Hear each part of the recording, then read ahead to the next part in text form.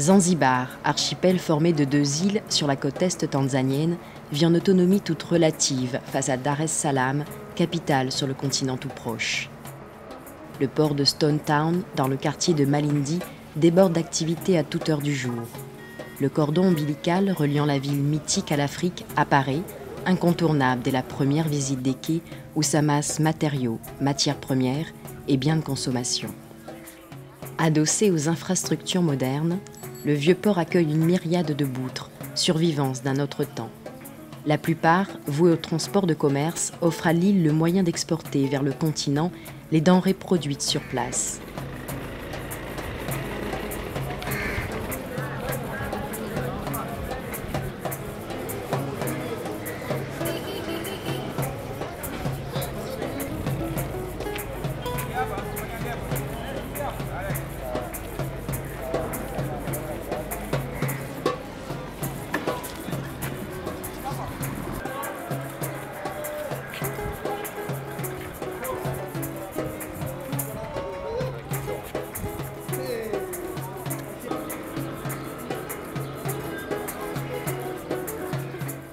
Épices diverses et prioritairement clous de girofle, riz, coco, copra trouvent là une solution moins onéreuse pour investir les marchés de la capitale voisine. Tous les moyens sont bons pour apporter la production à l'embarquement, même les taxis, surchargés, apportent leur lot de coco.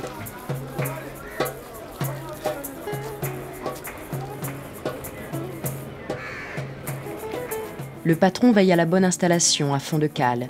Il va faire la traversée sur le Dao avec l'équipage.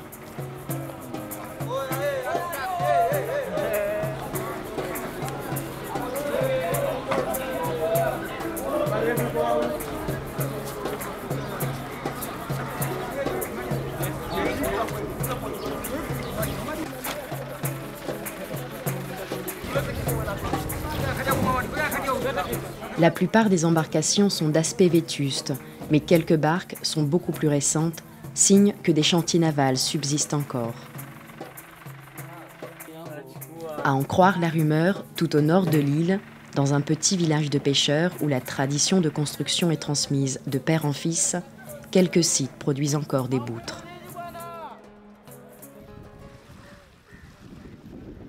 À l'extrême nord de l'île principale, en bordure de plage, Nungwe, petit village de pêcheurs, déploie ses daos jetés sur le plan d'eau tout proche. Guidés par le martèlement du bois, c'est très rapidement que nous trouvons les squelettes des bateaux en construction, allongés sur le sable.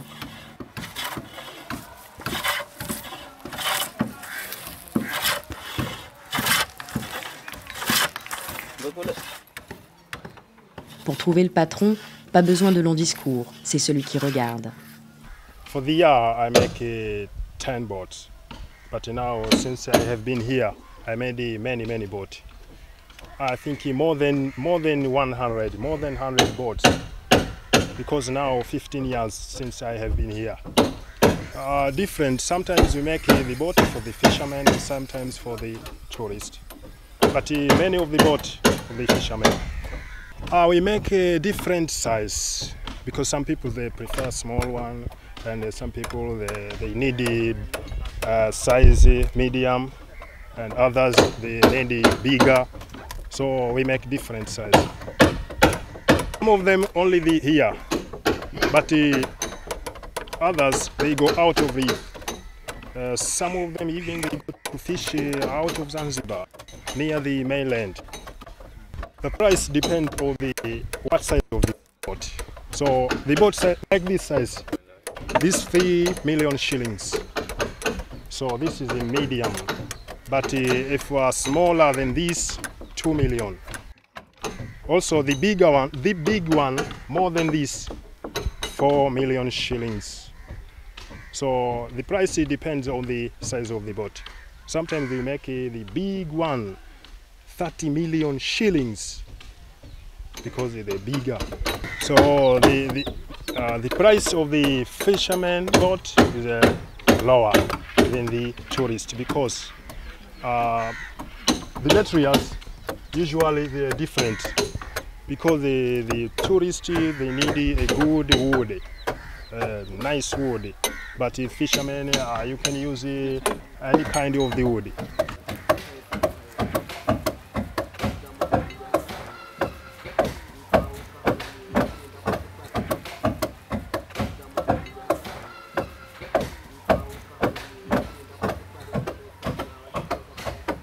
So we divide into 3 parts. I pay the workmen just to have the food, to feed their family. Only 5,000 shillings is enough. You know that I'm not a rich man. I'm a poor man because even you saw that you see that it is plenty of money we have for the one boat. But we have to buy materials, and the materials now is expensive one. Expensive. We have to import it from the mainland. Here in Zanzibar there are no timber, so now we have to import it from Pemba, from the mainland, to pay the men to go there and bring it here. So they are poor men. Everything we have, just we feed our family and no nothing.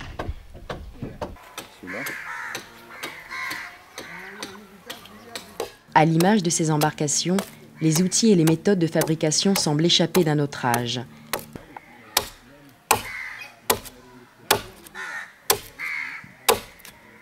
La dextérité des ouvriers est surprenante. Dérouler des copeaux aussi fins à la pioche ou dresser des poutres aussi bien calibrées sont des gestes complètement naturels.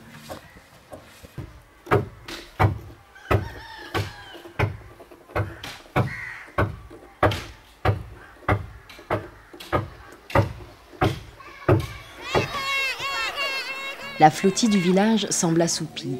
Quelques hommes vaguent sur les bateaux.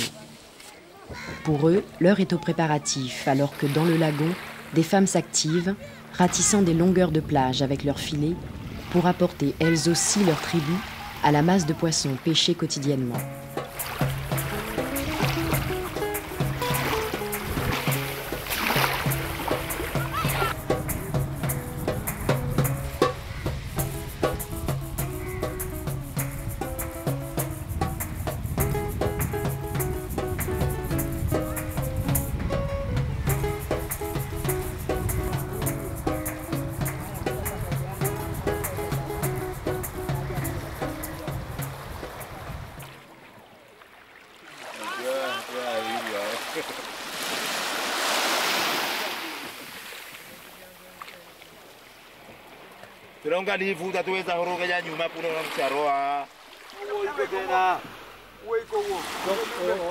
Suivant la grosseur des embarcations, la distance parcourue en mer pour chercher le poisson est très variable. Beaucoup de daos de taille moyenne effectuent une sortie quotidienne pour amener le fruit de la pêche à la criée de l'après-midi.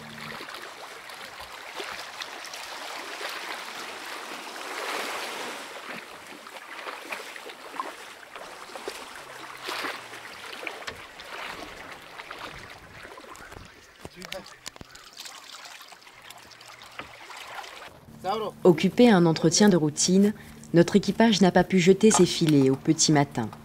Le temps ainsi perdu laisse peu d'espoir aux hommes de ramener du poisson, mais il faut partir quand même.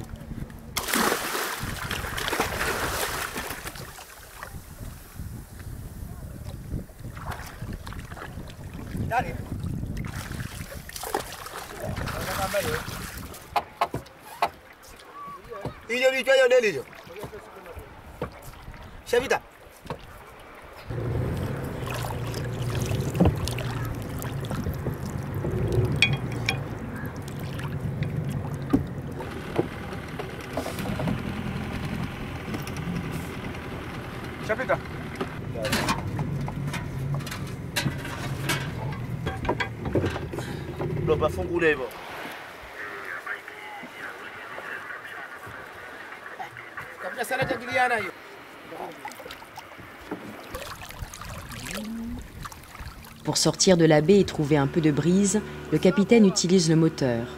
Le boutre n'a pas d'âge. À la couleur de la coque, à l'état général de la barque, il est aisé de comprendre qu'une bonne révision s'impose.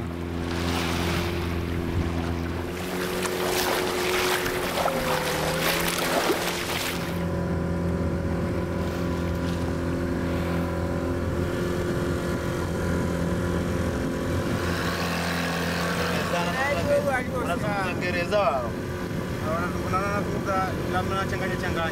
Kiingereza bado amekwambia no speak. Sisi tumewambia no speak English.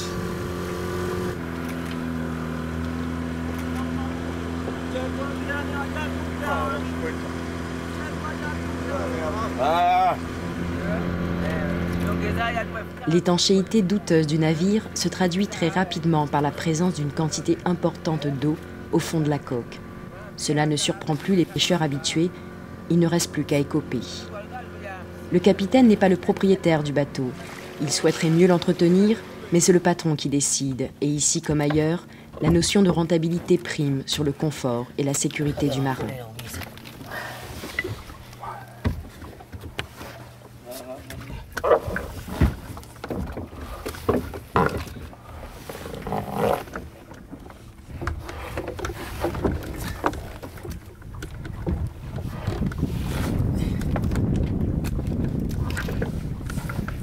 Prévu pour la haute mer, le voilier emporte de gros filets, plusieurs voiles et tous les ustensiles nécessaires à un séjour prolongé sur le lieu de pêche. À 4 ou 5 hommes dans un espace aussi restreint, il faut s'organiser et répartir les tâches. Déployer la grande voile, bien arrimer toutes les écoutes, répartir les masses à fond de cale pour une bonne stabilité et bien sûr dérouler le filet pour la pêche sont autant d'activités qui occupent les pêcheurs tout au long de la journée. Aussi? Aussi, il y avait un coffee, ok. Ah, il y avait un coffee,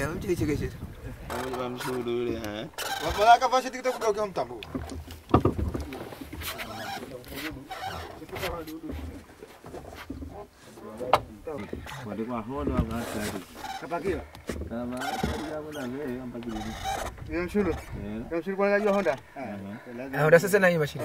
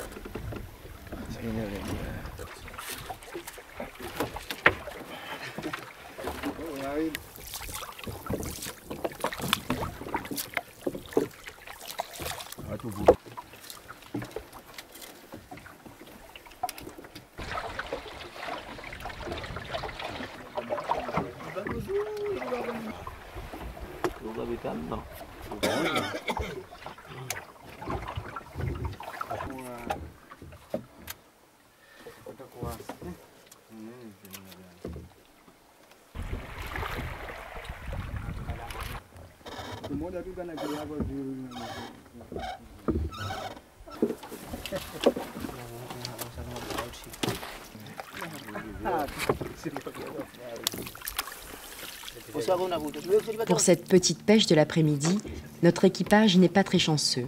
Est-ce notre présence qui a fait fuir le poisson? Quoi qu'il en soit, les remontées de filets ne ramèneront rien. Et le retour au village se fait dans la morosité.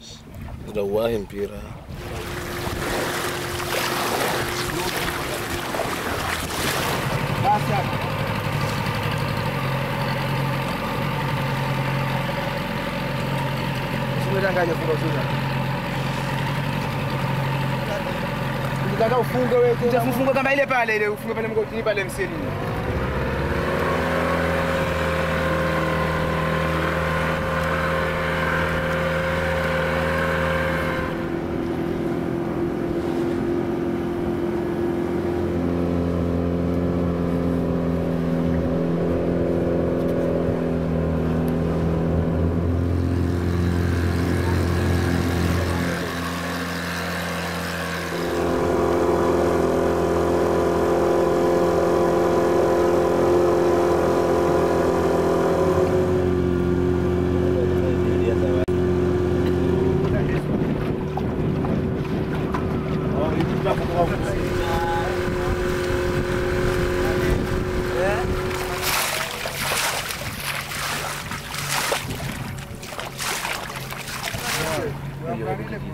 Tout autour, d'autres boutres partis, eux, depuis le matin, prennent aussi le chemin de la plage.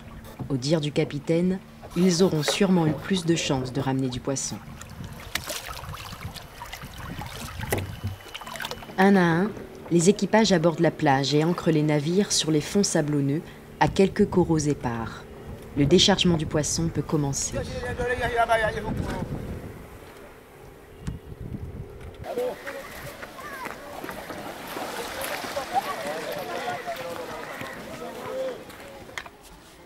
De toutes parts, les hommes déchargent la pêche et convergent vers le village, tirant ou portant des sacs remplis de poissons. Ils n'auront pas bien loin à aller. Tout près de là, sur une place aménagée en bordure de plage, la criée a déjà commencé. Tous les jours, le même rituel se reproduit, rameutant femmes, enfants et vieillards.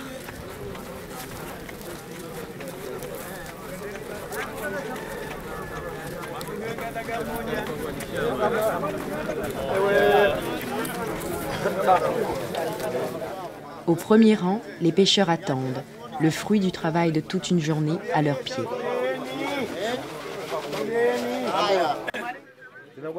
Le représentant du chef de village, faisant fonction de commissaire-priseur, les invite tour à tour à déverser le contenu des sacs. Les acheteurs, souvent des intermédiaires venus de la capitale ou des restaurateurs, apprécient les lots. La vente peut commencer.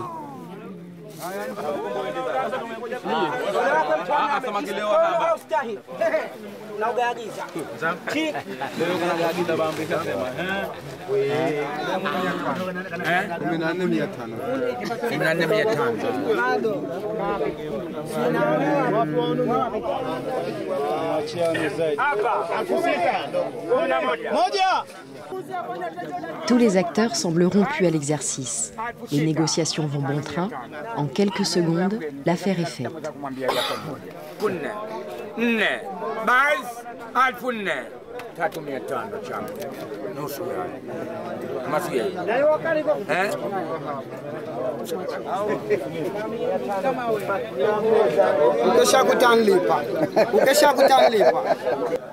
À l'évidence, l'Assemblée manifeste le plus grand respect pour le commissaire qui mène les débats d'une main de maître.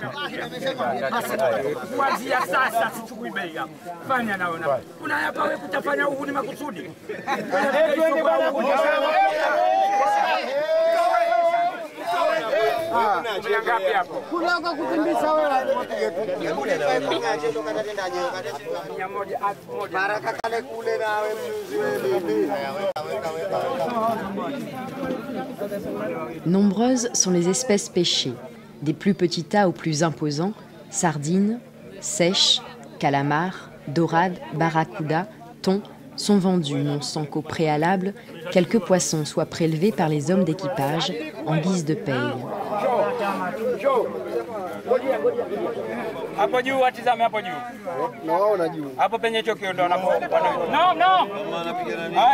À peine attribués, les lots sont emportés et peu à peu le site se vide, chacun repart.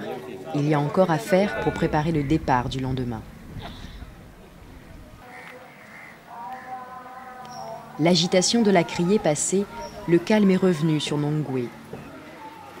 Le soleil encore haut a repoussé les hommes à l'abri sous les huttes. La réparation des filets, malmenés par les coraux et les poissons belliqueux, est prétexte à retrouvailles.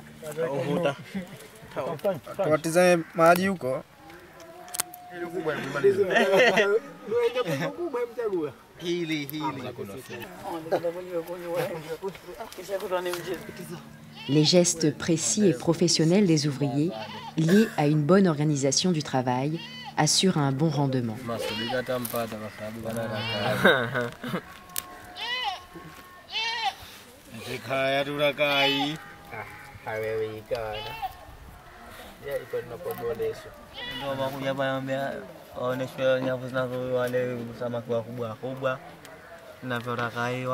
Là aussi, le patron n'est pas loin et veille au bon avancement du travail.